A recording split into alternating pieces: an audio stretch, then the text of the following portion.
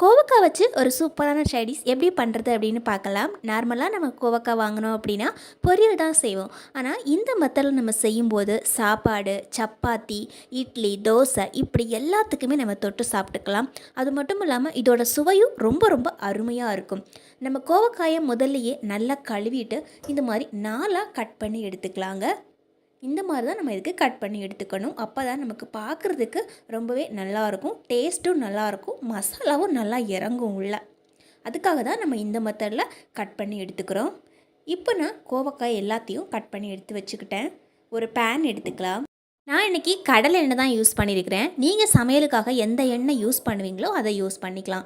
2 teaspoon அளவுக்கு சேர்த்துருக்கிறேன். 1/2 டீஸ்பூனுக்கு கடுகு சேர்த்துக்கலாம். 1/2 டீஸ்பூனுக்கு சோம்பு சேர்த்துக்கலாம். 1/2 டீஸ்பூனுக்கு ஜீரகம் சேர்த்துக்கலாங்க. இப்போ நம்ம போட்ட கடுகு நல்லாவே பொட்டும். நல்லா பொட்டினதுக்கப்புறமா ஒரே ஒரு வெங்காயம் ஸ்லைஸ் வாக்கில் கட் பண்ண வெங்காயம் சேர்த்துருக்குறேன். மீடியம் சைஸில் இருக்கக்கூடிய வெங்காயம் எடுத்துக்கிட்டாவே போதும். இப்போ இந்த வெங்காயத்தை ஒரு 5 நிமிஷம் நல்லா வதக்கி எடுக்கணும். அப்போ தான் இந்த வெங்காயம் ஓரளவுக்கு நமக்கு கண்ணாடி பதத்துக்கு நல்லா வதங்கி கிடைக்கும். இன்றைக்கி நான் 1/2 கிலோ அளவுக்கு எடுத்து வச்சுருந்தேன். 1/2 கிலோ அளவுக்கு கட் பண்ணி வச்சுக்கக்கூடிய கோவக்காயை இதில் சேர்த்தாச்சு. இப்போ தேவையான அளவுக்கு உப்பு சேர்த்துக்கலாம். இப்போ இது கூடவே சேர்த்து நல்லா வதக்கி எடுத்துக்கலாங்க. கோவக்காயை நீங்கள் ரவுண்ட் ஷேப்பில் கட் பண்ணணும் அப்படின்னு நினச்சிங்கன்னா அப்படி கூட கட் பண்ணி போட்டுக்கலாம். இன்னும் டேஸ்ட்டு நல்லா தான் இருக்கும். இப்போ இந்த மாதிரி ஓரளவுக்கு வதக்கி எடுத்து வச்சுக்கலாம். இப்போது ஒரு மிக்ஸி ஜார் ஒன்று எடுத்துக்கலாங்க. 1 கப் அளவுக்கு கட் பண்ணி வச்சுக்கக்கூடிய தேங்காய் எடுத்துக்கலாம், அல்லது தேங்காய் துருவல் கூட சேர்த்துக்கலாம். 1/2 டீஸ்பூனுக்கு கசகசா சேர்த்துக்கலாங்க. 4-5 பல் பூண்டு சேர்த்துக்கலாம். தோலோடு நான் இன்றைக்கி சேர்த்துருக்குறேன். இப்போது தண்ணி எதுவுமே சேர்க்காமல் இந்த மாதிரி நல்லா அரைச்சி எடுத்துக்கலாங்க. நமக்கு ஓரளவுக்கு கொரன்னு அரைஞ்சு கிடைக்கும். 1/2 கப் அளவுக்கு வறுத்த வேர்க்கடலை சேர்த்துக்கலாம். இப்போது நல்லா இந்த மாதிரி அரைச்சி எடுத்துக்கலாம். இப்போ நம்ம அரைக்கும்போது நல்லா தண்ணி சேர்த்து இந்த மாதிரி அரைச்சி எடுத்துக்கணும். இப்போ நம்ம வதக்கி வச்சுருக்கக்கூடிய கோவக்காயை பார்க்கலாம். நல்லா வதங்கி இருக்குது. அதே மாதிரி கோவக்காவும் நல்லா வெந்து போயிருக்கு. நமக்கு முழுசாக வேகணும் அப்படிங்கிற அவசியம் கிடையாது. கோவக்காய் ஒரு 90% வெந்திருந்தாவே போதும். இப்போ நம்ம மறுபடியும் ஓரளவுக்கு நல்லா வதக்கி விட்டுக்கலாம். கோவக்காவை முதல்லையே நல்லா வதக்கிட்டு நான் ஒரு 10 நிமிஷம் க்ளோஸ் பண்ணி வச்சுருந்தேன். இப்போ நம்ம மசாலா சேர்த்துக்கலாம். குழம்பு மிளகாய்த்தூள் இருந்தால் 2 டீஸ்பூன் சேர்த்துக்கலாம், அல்லது 1 டீஸ்பூனுக்கு மிளகாய்த்தூளும் 1 டீஸ்பூனுக்கு தனியாத்தூளும் சேர்த்துக்கலாம். இப்போது 1 டீஸ்பூனுக்கு கரம் மசாலா சேர்த்துருக்குறேன். இப்போ எல்லாத்தையும் சேர்த்து நல்லா மிக்ஸ் பண்ணி விட்டுக்கலாங்க. ஏற்கனவே நம்ம தேவையான அளவுக்கு உப்பு சேர்த்துருந்தோம். இந்த டைமில் உப்பு தேவைப்பட்டால் இன்னும் நம்ம சேர்த்துக்கலாம். இப்போ இந்த மசாலாவை நல்லா ஓரளவுக்கு வறுத்துட்டு நம்ம அரைச்சி வச்சுருக்கக்கூடிய இதை நம்ம சேர்த்துக்கலாங்க. ஏற்கனவே மசாலாவை கோவக்காய் கூட ஒரு தடவை நல்லா வறுத்துட்டு தான் நம்ம இதை சேர்க்குறோம். அதனால் மசாலா ஸ்மெல் எல்லாமே போயிடும். இப்போ அந்த மிக்ஸி ஜாரில் கொஞ்சமாக தண்ணி ஊற்றி இதில் சேர்த்துக்கலாங்க. தேவையான அளவுக்கு தண்ணியும் இந்த டைமில் சேர்க்கணும். இந்த டைம்லேயே நம்ம உப்பு காரம்லாம் கரெக்டாக இருக்கான்னு செக் பண்ணிக்கலாம். இப்போ நம்ம சேர்த்துக்கக்கூடிய முக்கியமான விஷயம் தக்காளியை நல்லா அரைச்சி பேஸ்ட் மாதிரி சேர்த்துக்கணும். இது நான் சேர்த்துருக்கிறத நல்லா புளிப்புள்ள தக்காளி, ஒரு தக்காளி சேர்த்துருக்குறேன். சப்போஸ் நீங்கள் தக்காளி சேர்க்கல அப்படின்னா ஒரு எலுமிச்சை பழத்தோட 1/4 வாசி அளவுக்கு புளி எடுத்து அதை தண்ணியில் நல்லா கரைச்சிட்டு அந்த புளி தண்ணியில் 1 டீஸ்பூனுக்கு சேர்த்துக்கலாம். அதிகமாகவும் புளி சேர்த்துக்கக்கூடாது. கொஞ்சம் குறைவான அளவுக்கு சேர்த்துக்கிட்டாவே டேஸ்ட்டு நல்லாயிருக்கும். கடைசியாக கொஞ்சம் கருவேப்பிலைகளை சேர்த்துக்கலாம். குழம்பு நாம் ஒரு 10 நிமிஷம் நல்லா கொதிக்க விடணும். குழம்பு நல்லா கொதித்ததுக்கப்புறமா சிம்மில் வச்சு ஒரு 10 நிமிஷம் க்ளோஸ் பண்ணி வச்சு கொதிக்க விடணும். அப்போ தான் குழம்போட டேஸ்ட்டு இன்க்ரீஸ் ஆகும். தேங்க்யூ. 2 கைப்பிடி முருங்கை இலையும் 1 கப் உளுந்தும் வச்சு இவ்வளோ நாளும் நம்ம இந்த அளவுக்கு டேஸ்ட்டாக செஞ்சு சாப்பிட்ருக்கவே மாட்டோம். எப்போவுமே நம்ம முருங்கை இலை கிடச்சா ஒன்று பொரியல் செஞ்சுருப்போம், அல்லது நம்ம கடைஞ்சி கூட சாப்பிட்ருப்போம். ஆனால் நம்ம பொரியல் செஞ்சு கொடுத்தோம்னா குழந்தைங்க கூட அதை சில டைமில் அவாய்ட் பண்ணிகிட்டே போவாங்க. நம்ம சேர்த்துருக்கக்கூடிய இந்த கருப்பு உளுந்தில் பார்த்திங்கன்னா அதிகப்படியான இரும்பு சத்து இருக்குது. பெண்களுக்கு ஏற்படக்கூடிய முதுகு வலி, எலும்பு சம்பந்தமான பிரச்சனைகள்லாம் இந்த கருப்பு உளுந்து ரொம்ப ரொம்ப நல்லதுங்க. இப்போ நம்ம ஒரு கப்பில் 3/4 கப் அளவுக்கு கருப்பு உளுந்து எடுத்துக்கலாம். நம்ம எடுத்துக்கக்கூடிய உளுந்து எல்லாத்தையும் ஒரு பவுலில் போட்டுக்கலாம். முதல்ல ஒரு தடவை தண்ணி ஊற்றி நல்லா கழுவி எடுத்துக்கோங்க. அதுக்கப்புறமா நல்ல தண்ணி ஊற்றி விட்டுருங்க. இந்த தண்ணி இந்த உளுந்து மூழ்கிற அளவுக்கு இருக்கணும். இப்போ நம்ம இந்த பவுலில் க்ளோஸ் பண்ணி விட்டுடலாம். ஒரு நைட்டு ஃபுல்லாக வச்சு கூட செய்யலாம். அல்லது நீங்கள் உடனடியாக செய்கிறீங்க அப்படின்னா உளுந்தை அப்படியே கூட எடுத்து கழுவி எடுத்து செஞ்சுக்கலாம். நான் இன்றைக்கி உளுந்தை நல்லா ஊற வச்சுட்டு தான் செய்ய போகிறேன். நைட்டு தூங்க போகும்போதே இந்த உளுந்தை ஊற போட்டிருந்தேன். உளுந்து இப்போது நல்லா சூப்பராக ஊறி வந்திருக்கு. இப்போ நம்ம இது இருக்கக்கூடிய தண்ணியெல்லாம் வடிகட்டி எடுத்துக்கலாம். இப்போ இந்த தண்ணி அப்படியே இருக்கட்டும். நம்ம உளுந்தை ஊற போடும்போது நல்ல தண்ணி ஊற்றி ஊற வைக்கணும். இப்போது நம்ம ஊற வச்ச உளுந்து எல்லாத்தையும் ஒரு காட்டன் துணியில் எடுத்து போட்டுக்கலாம். அல்லது ஒரு கர்ச்சீஃபில் கூட நம்ம எடுத்து போட்டுக்கலாம். இப்போ இந்த துணியை இந்த மாதிரி நல்லா முடிஞ்சு கட்டிக்கோங்க. நம்ம முடிஞ்சு கட்டி வச்சுருக்கக்கூடிய இந்த உளுந்தை 2 நாள் வரைக்கும் அப்படியே வச்சுக்கணும். அதே மாதிரி இருக்கக்கூடிய தண்ணியெல்லாம் நம்ம இந்த மாதிரி பிழிஞ்சு எடுத்துக்கணும். இதை இப்போ நம்ம க்ளோஸ் பண்ணி விட்டுடலாம். 2 நாள் ஆயிடுச்சு. நான் இப்போ ஓப்பன் பண்ணி பார்க்குறேன். ஒரு நாள்லையே இது நல்லா சூப்பராக முளை கட்டி வந்திருக்கும். நம்ம 2 நாள் விட்டோம் அப்படின்னா அந்த முளையெல்லாம் இன்னும் கொஞ்சம் பெருசாக இருக்கும். இதனால் நமக்கு அது இருக்கக்கூடிய ப்ரோட்டீன் சத்தை கொஞ்சம் அதிகமாகவே கிடைக்கும். அதனால தான் நான் 2 நாள் வரைக்கும் வெயிட் பண்ணேன். நல்லா பெருசாக முளை வந்திருக்கு பாருங்கள். இப்போது நம்ம வச்சுருக்கக்கூடிய இந்த உளுந்து எல்லாத்தையும் ஒரு பிளேட்டில் எடுத்து போட்டுக்கலாம். நான் இன்றைக்கி உளுந்தை முளைக்கட்டை வச்சு செஞ்சுருக்கிறேன். உங்களுக்கு இந்த மாதிரி முளைக்கட்டை வைக்கிறதுக்கெல்லாம் டைம் இல்லை அப்படின்னா உளுந்தை கழுவி எடுத்து அப்படியே எடுத்து செய்ய ஆரம்பிச்சிடுங்க. இப்போது இந்த உளுந்தில் கொஞ்சம் கூட தண்ணித்தன்மை இருக்காதுங்க. இதே மாதிரி நம்ம 1/2 கிலோ அளவுக்கு உளுந்து ஊற வச்சுட்டு இந்த மாதிரி கட்டி வச்சு ஒரு பவுலில் இந்த மாதிரி ஃப்ரிட்ஜில் ஸ்டோர் பண்ணி வச்சுக்கலாம். எப்பப்போ தேவைப்படுதோ அந்த டைமில் எடுத்து கூட நம்ம பயன்படுத்திக்கலாம். 1 வாரம் வரைக்கும். அதுக்கு மேலே நம்ம வச்சுக்கக்கூடாது. அதே மாதிரி ஃப்ரிட்ஜில் வைக்கும்போது கொஞ்சம் கூட தண்ணி இல்லாத மாதிரி பார்த்துக்கோங்க. எப்பப்போ நமக்கு தேவைப்படுதோ அந்த உளுந்தில் கொஞ்சம் இந்த மாதிரி எடுத்து போட்டுட்டு முதல்ல தண்ணி ஊற்றி நல்லா கழுவி எடுத்துட்டு இதுக்கு தேவையான அளவுக்கு உப்பு போட்டுக்கிறேன். இதுக்கு தேவையான அளவுக்கு மஞ்சள் தூள் சேர்த்துட்டு இது ரெண்டுத்தையும் ஒரு ஸ்பூன் வச்சு நல்லா இந்த மாதிரி மிக்ஸ் பண்ணி விட்டுக்கலாம். இதில் நம்ம தண்ணி எதுவும் சேர்க்க வேண்டாம். நம்ம கழுவி எடுக்கும்போதே கொஞ்சம் தண்ணி இதில் இருக்கும். அதுவே போதுமானதாக இருக்குங்க. இப்போ நான் முருங்கைக்கீரை எடுத்து வச்சுக்கிறேன். முருங்கைக்கீரைங்கிறது எல்லாருக்குமே சாதாரணமாக கிடைக்கக்கூடிய ஒரு கீரை தான். ரொம்ப ரொம்ப ஹெல்த்தியும் கூடங்க. முருங்கைக்கீரையில் இருக்கக்கூடிய பெரிய பெரிய தண்டெல்லாம் இந்த மாதிரி முதல்ல எடுத்துட்டு இந்த மாதிரி நம்ம எடுத்தோன்னா அதில் இருக்கக்கூடிய கீரைகளெல்லாம் ஈஸியாக நம்ம கிள்ள முடியும். இப்போ 1 கப் அளவுக்கு முருங்கைக்கீரையை கிள்ளி எடுத்து வச்சுக்கிறேன்.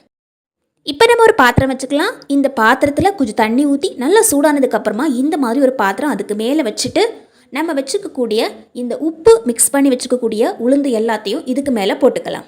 இதுக்கு பதிலாக நீங்கள் இட்லி பாத்திரம் கூட பயன்படுத்திக்கலாம். இட்லி பாத்திரத்துக்கு மேலே இந்த மாதிரி வச்சுட்டு மூடி போட்டு விட்டுருங்க. இது அப்படியே இருக்கட்டும். இப்போ நம்ம ஒரு கடாய் எடுத்துக்கலாம். இதில் 1 ஸ்பூன் அளவுக்கு சமையல் எண்ணெய் சேர்த்துக்கிறேன். 1/4 ஸ்பூன் அளவுக்கு கடுகு சேர்த்துக்கிறேன். 1/2 ஸ்பூன் அளவுக்கு ஜீரகம் சேர்த்துக்கிறேங்க. கொஞ்சமாக பெருஞ்சீரகம் சேர்த்துக்கிறேன். 1/2 ஸ்பூன் அளவுக்கு பெருஞ்சீரகம் சேர்த்தாச்சு. இப்போ நம்ம சேர்த்துக்கக்கூடிய மசாலா நல்லா பொரிஞ்சு வந்திருக்கு. ஒரே ஒரு பெரிய வெங்காயம் ஸ்லைஸ் வாக்கில் கட் பண்ணி வச்சுருந்தேன். அதையும் இதில் சேர்த்துக்கலாம். 1 நிமிஷத்துக்கு கைவிடாமல் இந்த வெங்காயத்தை நல்லா வதக்கிட்டே இருந்தீங்கன்னா சட்டுன்னு வெங்காயம் சூப்பராக வதங்கி வந்துடுங்க. கருப்பு உளுந்தில் அதிகப்படியான அயன் சத்து, அதாவது இரும்பு சத்து அதிகமாக இருக்கும். அதை விட கம்மியாக புரோட்டீன் சத்து இருக்கும். நம்ம இந்த மாதிரி ஊற போட்டு முளைக்கட்டி சாப்பிட்றதால அதுக்கு ஈக்குவலாக, இரும்பு சத்துக்கு ஈக்குவலாக நமக்கு புரோட்டீன் சத்தும் கிடைக்குங்க. ஏற்கனவே கிள்ளி வச்சுருக்கக்கூடிய இந்த கீரைகளை எல்லாத்தையும் இப்போ நம்ம இதில் சேர்த்துக்கலாம். வெங்காயம் நல்லா வதங்கினதுக்கு அப்புறமா இப்போது இது எல்லாத்தையும் ஒரு முறை நல்லா மிக்ஸ் பண்ணி விட்டுட்டு கீரை நல்லா வேகிற அளவுக்கு வதக்கி எடுத்துக்கலாம். 1 நிமிஷத்துலேயே கீரை நல்லா சூப்பராக வெந்து வந்துடும். கீரை நல்லா வெந்து வதங்கி வந்திருக்கு. இப்போ நம்ம இதில் இஞ்சி பூண்டு விழுது சேர்த்துக்கலாம். 1/2 ஸ்பூன் அளவுக்கு இஞ்சி பூண்டு விழுது சேர்த்துட்டு இது கூட நம்ம இந்த மாதிரி வதக்கி விட்டுக்கலாம். இது ரொம்ப டேஸ்டியாகவும் இருக்கும். அதே சமயத்தில் பார்த்திங்கன்னா நம்ம உடம்புக்கு ரொம்ப ரொம்ப நல்லது. நம்ம ஏற்கனவே வேக வச்ச உளுந்து நல்லா சூப்பராக வெந்து வந்திருக்குங்க. இது வேகிறதுக்கு 5 நிமிஷம் ஆகும். இட்லி தட்டில் நீங்கள் வேக வச்சாலும் இதே அளவுக்கு தான் டைம் எடுத்துக்கும். நீங்கள் இந்த மாதிரி முளைக்கட்டை வைக்காமல் ஊற வைக்காமல் உளுந்த உடனடியாக பயன்படுத்துகிறீங்க அப்படின்னா கழுவிட்டு அப்படியே குக்கரில் போட்டுக்கோங்க. 1 கப்பு உளுந்துக்கு 2 கப்பு தண்ணி சேர்த்து கழுவிட்டு குக்கரில் போட்டு 4 விசில் போட்டு வேக வச்சு எடுத்துக்கோங்க. அப்படியும் செஞ்சுக்கலாம். நம்ம வேக வச்ச உளுந்தில் பாதி உளுந்து மட்டும்தான் நான் இதில் சேர்த்துருக்கிறேன். மிச்ச உளுந்து எல்லாத்தையும் ஒரு பவுலில் எடுத்து போட்டுக்கிறாங்க. அது எதுக்குன்னு நான் உங்களுக்கு சொல்கிறேன். கண்டிப்பாக அந்த ஈஸியான விஷயத்தையும் நீங்கள் தெரிஞ்சுக்கிறது ரொம்ப ரொம்ப முக்கியங்க. இப்போ இது எல்லாத்தையும் ஒரு முறை நல்லா வதக்கி விட்டுக்கலாம். இதில் இருக்கக்கூடிய பச்சை வாடை எல்லாம் போயிடுச்சு. இப்போ தேவையான அளவுக்கு உப்பு சேர்த்துக்கலாம். ஏற்கனவே நம்ம கொஞ்சம் உப்பு சேர்த்துருந்தோம். இப்போது கொஞ்சம் உப்பு சேர்த்துட்டு 1/2 ஸ்பூன் அளவுக்கு தனியாத்தூளும் 1/2 ஸ்பூன் அளவுக்கு மிளகாய் தூளும் சேர்த்துக்கிறேன். இது கூட இதையும் நல்லா மிக்ஸ் பண்ணி விட்டுக்கலாம். இப்போது இதில் இருக்கக்கூடிய பச்சை வடை போகிற அளவுக்கு நல்லா மிக்ஸ் பண்ணி விட்டுட்டோம். மசாலாவோட நிறவும் நல்லா மாறி வந்திருக்கு. இப்போ நம்ம ஒரு மிக்ஸி ஜார் எடுத்துக்கலாம். இதில் ஒரு கைப்பிடி அளவுக்கு தேங்காய் துண்டுகள் எடுத்துருக்கிறேன். துருவின தேங்காயும் இதுக்கு பதிலாக சேர்த்துக்கலாம்.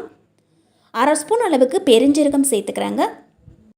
1/2 ஸ்பூன் அளவுக்கு கசகசா சேர்த்துக்கிறேன். நல்ல டேஸ்ட்டு கொடுக்கும். இப்போ நாம் இதில் 4-5 முந்திரி பருப்பு சேர்த்துக்கலாம். வறுத்த முந்திரி பருப்பாக பார்த்து சேர்த்துக்கிறேன். வறுக்காத முந்திரி பருப்பாக இருந்தால் ஊற வச்சு சேர்த்துக்கோங்க. இப்போ நாம் இதில் தக்காளி சேர்த்துக்கணும். 3 சின்ன தக்காளி இந்த மாதிரி கட் பண்ணி வச்சுருந்தேன், அதையும் இதில் சேர்த்துக்கலாம்.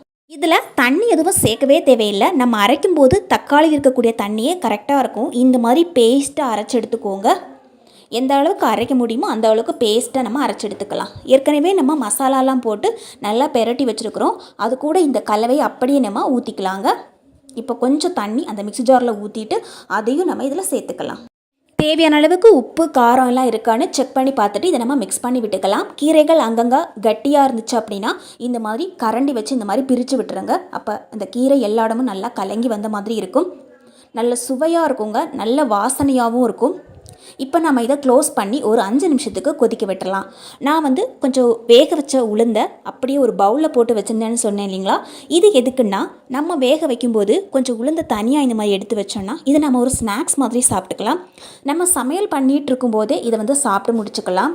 நிறைய உளுந்தம்பருப்பை இந்த மாதிரி ஊற வச்சு ஃப்ரிட்ஜில் ஸ்டோர் பண்ணி வச்சுக்கோங்க. காலையில் டிஃபன் செய்யும்போது இந்த மாதிரி நம்ம செஞ்சு வச்சுக்கிட்டோம் அப்படின்னா அன்றைக்கி நம்ம எப்பப்போ கிச்சனுக்கு போய் சமையல் பண்ணுறோம், தண்ணி குடிக்கிறோம், அந்த டைம்லலாம் இதில் ஒரு ஸ்பூன் வாயில் எடுத்து போட்டோன்னா ரொம்ப ரொம்ப நல்லதுங்க. இப்போ நம்ம கொதிக்க வச்ச இந்த குழம்பு நல்லா சூப்பராக வெந்து வந்திருக்கு. இந்த கிரேவி கொஞ்சம் கெட்டியாக இருக்குது. இந்த கிரேவி பார்த்திங்கன்னா நல்ல வாசனையாக இருக்கும், நல்ல டேஸ்டியாகவும் இருக்கும்.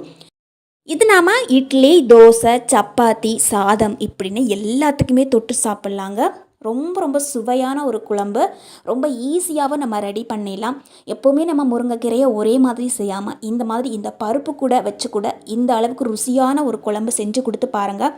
நம்ம வச்ச குழம்பா இவ்வளோ சீக்கிரம் காலியாகுது அப்படின்னு நீங்களே நினைக்கிற அளவுக்கு எல்லாருமே விரும்பி சாப்பிடுவாங்க. ரொம்ப டேஸ்டியாகவும் இருக்கும், ரொம்ப ரொம்ப ஹெல்த்தியும் கூட.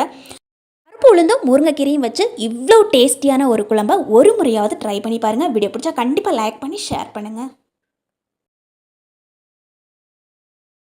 கோவக்காய் இருந்தால் கண்டிப்பாக இனிமேல் இந்த மாதிரி செஞ்சு பாருங்கள். ரொம்ப ரொம்ப டேஸ்டியாக இருக்குங்க. 10 தோசை 10 இட்லி சாப்பிட்டா கூட பத்தவே பத்தாது. இப்போ நமக்கு இந்த அளவுக்கு கோவக்காய் இருக்குது. இந்த கோவக்காவை நல்லா கழுவி எடுத்துக்கலாங்க. கழுவி எடுத்ததுக்கப்புறமா தண்ணி எதுவுமே இருக்கக்கூடாது. அதனால் கோவக்காவை ஒரு துணி வச்சு நல்லா தொடச்சி எடுத்துக்கலாங்க.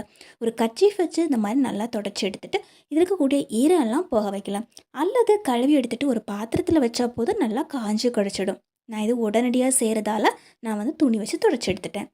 ஒரு கத்தி எடுத்து இந்த மாதிரி 2-3 கீரல்கள் போட்டு வைக்கலாம். எல்லா கோவக்காயிலையும் இந்த மாதிரி கீரல்கள் போட்டு வச்சோன்னா சீக்கிரமாக வேகும். அதே மாதிரி டேஸ்ட்டும் ரொம்ப ரொம்ப அருமையாக இருக்கும்.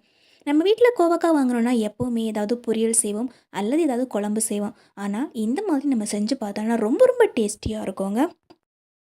இப்போ நம்ம கட் பண்ணி வச்சுருக்கக்கூடிய கோவக்காவை இந்த பவுலில் சேர்த்துக்கலாம். இதில் நாம் 1 டீஸ்பூன்லேருந்து 2 டீஸ்பூன் வரைக்கும் எண்ணெய் சேர்த்துக்கலாம். சமையல் எண்ணெய் தான் சேர்த்துருக்குறேன். நான் இன்றைக்கி கடலை எண்ணெய் சேர்த்துருக்குறேன். இப்போது நம்ம சேர்த்துருக்கக்கூடிய எண்ணெயில் இந்த கோவக்காய் இந்த மாதிரி நல்லா படணும். அதனால் இந்த மாதிரி நல்லா இதில் பிரட்டி எடுத்துக்கலாம். இந்த எண்ணெயில் இந்த மாதிரி எண்ணெய் பிரட்டி எடுக்க போகிறோம். அதுக்காக தான் நம்ம வந்து அந்த தண்ணியெல்லாம் தொடச்சி எடுத்துட்டோம். அப்போ தான் அந்த எண்ணெய் மட்டும் கரெக்டாக அந்த கோவக்காய் மேலே பட்டு இருக்கும். இப்போ வந்து நல்லா எண்ணெயை பிரட்டி எடுத்துட்டோம். இப்போ நம்ம இந்த டேஸ்டியான ரெசிபியை எப்படி பண்ணுறது அப்படின்னு பார்க்கலாம். நம்ம இப்போ அடுப்பை ஆன் பண்ணி வச்சுருக்குறோம். ஆன் பண்ணி வச்சுருக்கிற இந்த அடுப்புக்கு மேலே இந்த மாதிரி வச்சாவே போதும். கோவக்காய் கொஞ்சம் கொஞ்சமாக சூடாக ஆரம்பிக்கும். இந்த கோவக்காயில் சூடு பட கோவக்காயோட கலர் நல்லாவே சேஞ்ச் ஆகிட்டு இருக்கும். கோவக்காவை நம்ம வந்து சூடு பண்ணும்போது நல்ல ஒரு டேஸ்ட்டு கிடைக்கும். கோவக்காயோட கலர் மேலே கருப்பு கருப்பாக வருது பாருங்கள். இப்போ தான் வந்து கோவக்காய் கொஞ்சம் கொஞ்சமாக வேகுது அப்படின்னு அர்த்தம். இது சீக்கிரமாக செஞ்சிடலாம். டக்குன்னு ஒரு 5 நிமிஷத்துலேருந்து 10 நிமிஷத்துக்குள்ளே கூட செஞ்சிடலாம். இப்போ கோவக்காவை இந்த மாதிரி நல்லா சூடு பண்ணி எடுக்கணும். நல்லா இந்த மாதிரி திருப்பி வச்சிட்டோம் அப்படின்னா ஒரு 5 நிமிஷத்தில் இந்த மாதிரி நல்லா கலர் சேஞ்ச் ஆகி கிடச்சிடும் பாருங்கள். இந்த அளவுக்கு நமக்கு நல்லா கருப்பு கருப்பாக இருக்கும். நம்ம உள்ளே கட் பண்ணி பார்த்தோன்னாலும் கோவக்காய் நல்லா வெந்து போயிருக்கும். இப்போ கோவக்காய் நல்லாவே வெந்து போயிடுச்சு. நம்ம உரமாக வச்சுக்கலாம். இப்போ நம்ம ஒரு பவுல் எடுத்துக்கலாம். இதில் 2 தக்காளி பழத்தை கழுவிட்டு இதே மாதிரி தண்ணி இல்லாமல் தொடச்சிட்டு போட்டுக்கலாங்க. ஒரே ஒரு வெங்காயம் எடுத்துருக்கிறேன். இப்போ நாம் இதில் 1 டீஸ்பூனுக்கு எண்ணெய் சேர்த்துக்கலாம். கடலை எண்ணெய் தான் சேர்த்துருக்குறேன். இப்போ நம்ம போட்டிருக்கக்கூடிய இந்த தக்காளிலையும் வெங்காயத்துலேயும் மேலே எண்ணெய் படணும். அதனால் ஒரு முறை இந்த மாதிரி நல்லா திருப்பி போட்டுக்கலாங்க. மிச்சம் இருக்கக்கூடிய எண்ணெய் அதே பவுல் அப்படியே தான் இருக்கும். அதனால் நமக்கு இது அதிகமாக எண்ணெயும் தேவைப்படாது. இப்போ நாம் இந்த மாதிரி ஸ்டாண்டில் எடுத்து வச்சுட்டு சூடு பண்ண வேண்டியதுதான். இதுவும் சூடு ஆக ஆக அந்த தக்காளி வேக ஆரம்பிக்கும். அந்த தோல் கொஞ்சம் கொஞ்சமாக எலும்பி வந்துடும். அதே மாதிரி தான் வெங்காயமும் சூடு ஆக ஆக கலரும் சேஞ்ச் ஆகும். அதே மாதிரி தோலும் ரொம்ப வெந்து போய் கலர் வந்து ரொம்ப டார்க் கலரில் இருக்கும். அந்த டைமில் நம்ம வந்து எடுத்தாவே போதும். இப்போ தான் லைட்டாக வேக ஆரம்பிக்குது. எப்போவுமே நம்ம வந்து கோவக்காவை பொரியல் பண்ணி சாப்பிட்றதுக்கு இந்த மாதிரி ஒரு முறை செஞ்சு சாப்பிட்டு பாருங்கள். ரொம்ப டேஸ்டியாக இருக்கும். அது மட்டும் இல்லாமல் இது சப்பாத்தி, சாப்பாடு, சாதம், இட்லி, தோசை அப்படி எல்லாத்துக்குமே வச்சு சாப்பிட்லாம். ரொம்ப விரும்பி சாப்பிடுவாங்களும் கூட. இப்போ நல்லா வெந்ததுக்கப்புறம் அதை எடுத்து வச்சுட்டோம். இன்னொரு பவுல் எடுத்துக்கலாம். இதில் ஒரே ஒரு பூண்டு மட்டும் பெருசாக அப்படியே எடுத்து வச்சுக்கிறோம். பூண்டோட தோல் எடுக்காமல் அப்படியே எடுத்து வச்சுருக்கிறோம். காரத்துக்காக 2 பச்சை மிளகாய் எடுத்துருக்கிறேன். 5லேருந்து 10 தேங்காய் பல்லும் இந்த மாதிரி எடுத்துக்கலாம். இதுலேயும் நம்ம கொஞ்சமாக எண்ணெய் சேர்த்துட்டு அந்த மாதிரி நல்லா அதில் கிளறி எடுத்துக்கலாங்க. இப்போ இதுலேயும் நல்லா எண்ணெய் பட்டு போயிடுச்சு. இப்போ நம்ம அடுப்பில் இந்த மாதிரி இதை வச்சு சூடு பண்ண வேண்டியது தான். நம்ம தேங்காவை ரொம்ப குட்டி குட்டியாகவும் கட் பண்ணக்கூடாது. அதே மாதிரி பூண்டை நம்ம பிச்சு போட்டாலும் அந்த ஓட்டை வழி அது கீழே விழுந்துடும். அதனால தான் நம்ம வந்து முழுசாக அப்படியே வச்சுட்டு இதை செய்ய ஆரம்பிச்சிடணும். இதுவும் வேக வேக அந்த தேங்காயோட கலரும் கொஞ்சம் சேஞ்ச் ஆகிடும். அதுமாதிரி பூண்டோட கலரும் நல்லா சேஞ்ச் ஆகிட்டே வரும். இப்போ இது வந்து பார்த்திங்கன்னா நல்லாவே வெந்து போயிடுச்சு. இதை நம்ம இந்த மாதிரி ஒரு பாத்திரத்தில் ஆறுறதுக்காக வச்சுக்கலாம். நம்ம செஞ்சது எல்லாமே இந்த மாதிரி ஒரு பாத்திரத்தில் எடுத்து வச்சுருக்குறோம். தக்காளியோட தோலை நான் வந்து தனியாக எடுத்துட்டேன். அதே மாதிரி நம்ம எடுத்து வச்சுருக்கக்கூடிய பூண்டையும் நல்லா க்ளீன் பண்ணி எடுக்கணும். மேலே இருக்கக்கூடிய தோலெல்லாம் எடுத்துகிட்டு உள்ளே இருக்கக்கூடியது மட்டும்தான் நம்ம போடும். இப்போ நம்ம ஒரு மிக்ஸி ஜார் எடுத்துக்கலாம். நம்ம எடுத்து வச்சுருக்கக்கூடிய கோவக்காவை இதில் போட்டாச்சுங்க. அதே மாதிரி தக்காளியோட தோலையும் எடுத்துகிட்டு இதில் போட்டுட்டோம். நம்ம காரத்துக்காக 2 பச்சை மிளகாய் போட்டு வச்சுருந்தோம். அதையும் இதில் சேர்த்துட்டோம். தேங்காய் பாலெல்லாம் கொஞ்சம் கலர் சேஞ்ச் ஆகி சாப்பிட்றதுக்கே ரொம்ப டேஸ்டியாக இருக்கும். இப்போ தேவையான அளவுக்கு இதில் உப்பு சேர்த்துக்கணும். ஒரு 1/2 டீஸ்பூன் அளவுக்கு உப்பு சேர்த்துக்கலாங்க. இப்போது நம்ம நல்லா அரைச்செடுக்க வேண்டியதுதான். இதில் தண்ணி எதுவும் விடணும் அவசியம் இல்லை. ஏற்கனவே அந்த தக்காளி பழத்தில் தண்ணி மாதிரி இருக்கும். அதுலேயே நமக்கு நல்லா அரைஞ்சு கிடைக்கும். தேவைப்பட்டால் 1 டீஸ்பூன்லேருந்து 2 டீஸ்பூனுக்கு நம்ம தண்ணி சேர்த்து அரைச்சி எடுத்துக்கலாங்க. நம்ம பார்க்குறதுக்கு இந்த மாதிரி ஒரு கலர் இருக்கும். ஆனால் சாப்பிடும்போது ரொம்ப ரொம்ப டேஸ்டியாக இருக்கும். அப்படியே நம்ம சாப்பாட்டிலே இதை வந்து பிசைஞ்சு சாப்பிட்லாம். இட்லி, தோசைக்கு கூட வச்சு சாப்பிட்டுக்கலாம். அல்லது இந்த மாதிரி தாளித்து வச்சு கூட சாப்பிட்லாம். தாளிக்கும் போது இன்னும் கொஞ்சம் எக்ஸ்ட்ரா ஒரு டேஸ்ட்டு கிடைக்கும்.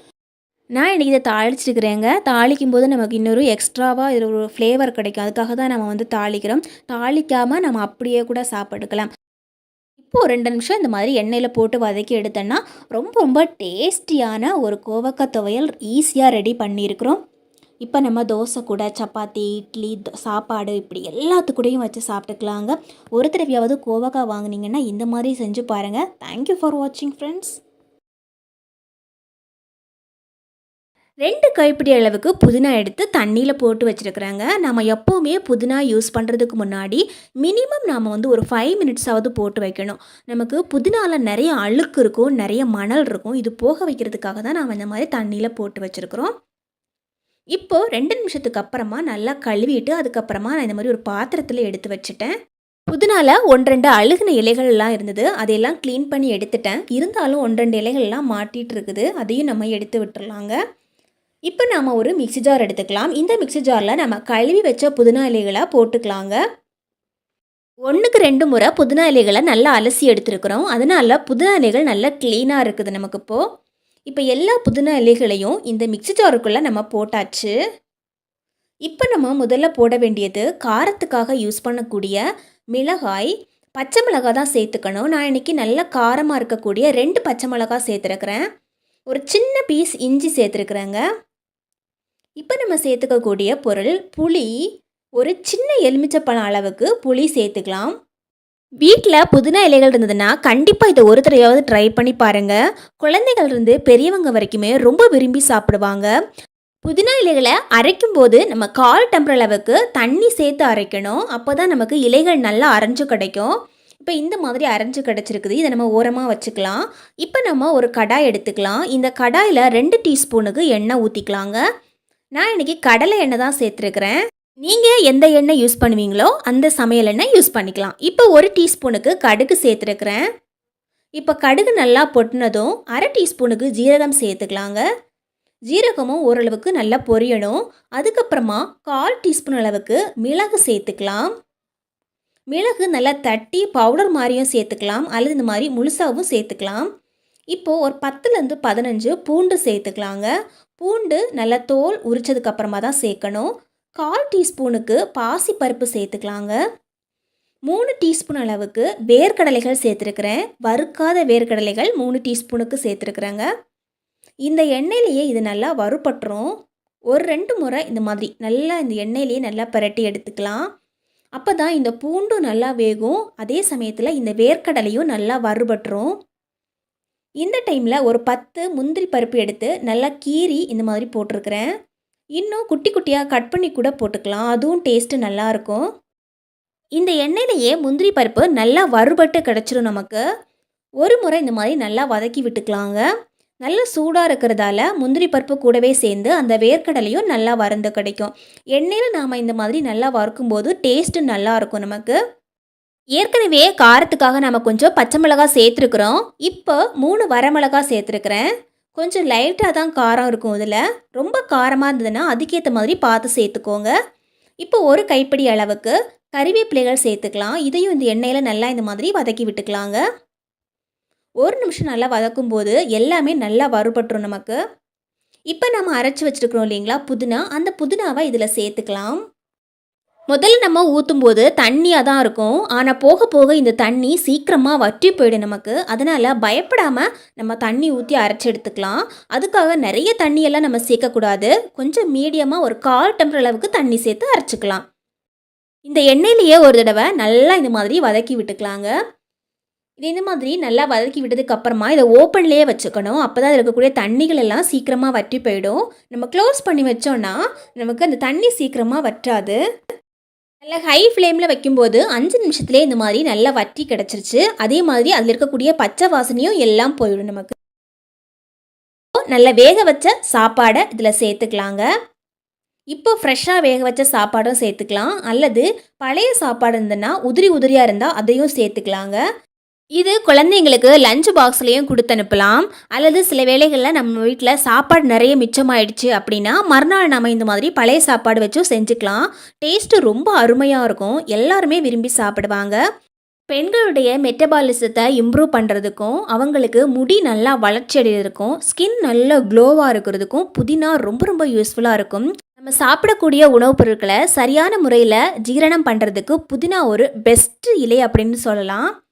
நம்ம வாரத்தில் 2 முறையாவது செஞ்சு சாப்பிட்ணும். உடம்புக்கு ரொம்ப நல்லது இது. கண்டிப்பாக ஒரு தடவையாவது இந்த மாதிரி ட்ரை பண்ணி பாருங்கள். டேஸ்ட்டு ரொம்ப அபாரமாக இருக்குங்க. பார்க்குறதுக்கும் நல்லாயிருக்கும். தேங்க்யூ ஃபார் வாட்சிங் ஃப்ரெண்ட்ஸ்.